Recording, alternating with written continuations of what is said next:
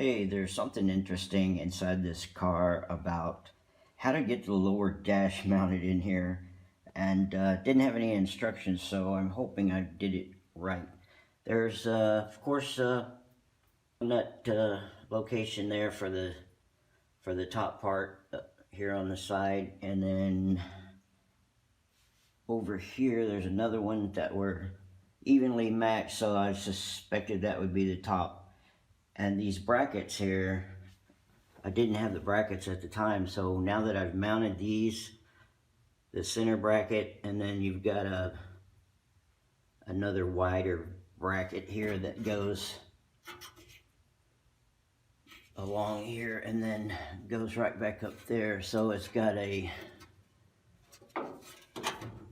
hole in it here and a hole back behind there for mounting it to this lower dash plate. And then this upside down V bracket here goes like this. And then the hard part was getting this in a kit, this bracket right here, and trying to figure out where it went, as I didn't find any images or any pictures of actually where to put this one. So I'm hoping it goes there. This bracket right here actually was broken, so it's actually been welded back to the cowl, and then it's coming down at a pretty steep angle compared to the level of the vehicle. So I'm not sure if it was bent wrong or bent out of shape, but had a hard time mounting this bracket on and getting it to hold the dash. But the interesting part is up underneath here you need an L-shaped bracket, and they're very expensive. So I found these two pieces from a front end kit for a Plymouth that I actually made work. It actually just the right size, just to paint them and stick them in there, so that holds the lower. And then you got one on the other side right there. Probably the most difficult part of this restoration is not rebuilding the motor, but actually cutting these holes out for the hydraulic system for the Tremec 5-speed. And with the power booster in there, you see it right there, the edge of it. That's the actual hole that the old linkage went through for the clutch pedal. And you can see my hydraulic piece there is not going to be right in the center there, so I'm going to have to elongate that hole all the way to where I can get the slave cylinder, I guess you call it, to set inside there. And then basically it probably should be right there, but it's going to be further over. Hopefully the linkage will allow me to add like an inch there beside the clutch support arm there, so that it'll still work. There's a hole right there for that. I'm pretty sure if anybody's done this before, they've had to, and if they're going with power steering, they've had to make this hole wider so that you can get the slave cylinder mounted right there. The metal's kind of all at different curvatures there, so I may end up even having to beat it into a flatter place right there so that I can get it to mount securely. But that's the next step. Basically this just set this up, just stuck the power booster on there and drilled out these holes so that I could run the booster studs on in. They're really easy to drill out, of course, and I think everyone has had to do that so that you could get a nut on these and bolt this up to the firewall. There's not a lot of information on this. it would have been helpful to find a video where somebody was actually putting one of these together for like a 69 or 70 Mustang. And if you know of any information or where you see one where somebody's had to increase the size of this hole to the left there to get it away from the booster so they could mount a slave cylinder there for their manual system, just let me know. This is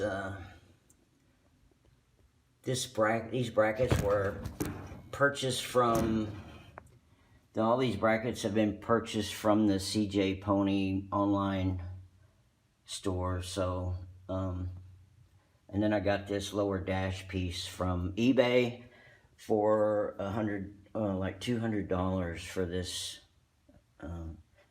and somebody had put a switch right there, and so I've got to find some texture paint and apply it and touch that up so it won't look so obvious.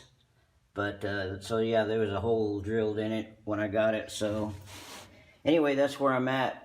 Basically that, and putting these seat platforms in, trying to determine where they go. I believe they go right above the holes that are in the floor, so that you can tighten the seats up to the bracket, I guess, underneath. I'm not sure that there's a measurement I've ever seen where you mount them, so I'm just suspect that they're going there above those holes. And then my accelerator pedal, not really sure exactly if the hole was there or if it's now gone, but or how high it goes. And that looks a little wrong. Looks like it should be like over here.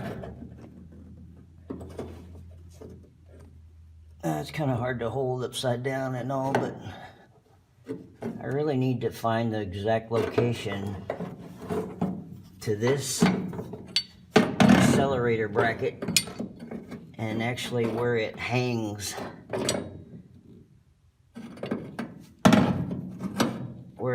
so that I can mount that. I wonder if that's the hole way up there,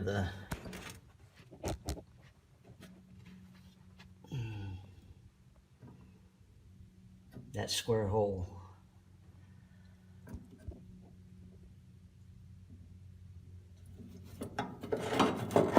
So it'd be nice to know where that goes, and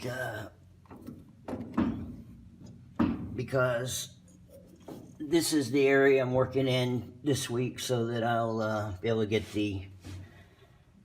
there's the Tremec 5-speed. Got the lift ready to go. So I'm going to take it off the build stand and drop it into my homemade engine stand onto the floor so I can roll it around. That way I can mount the flywheel, the plate, and the flex plate, and all back here. I can't do it with it on this, so hook up the transmission, because you have to have the transmission on before you can get the starter on. And then I'll be ready to drop it in. But again, look how close that is to that booster.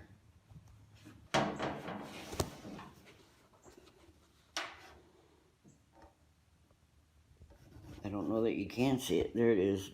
Barely. You can barely see that hole.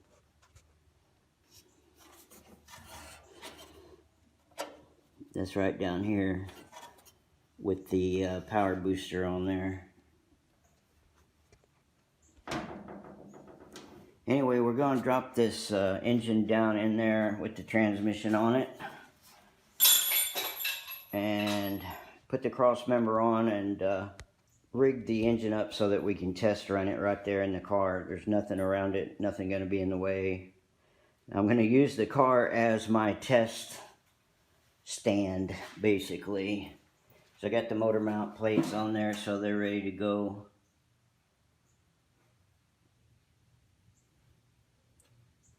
This is the other issue here. Somebody has cut this out from the firewall. And on an aftermarket AC that I'm going to be putting in here, I don't think you would need that area, but I'm not sure. So the question would be, do I plate that and make it a round hole again there? Or should I just leave it until later, because I wanted the firewall to be finished so that once I put this motor in there, if it's running and all, I don't want to really have to take it out a bunch of times. Maybe once or twice is okay, but we'll see.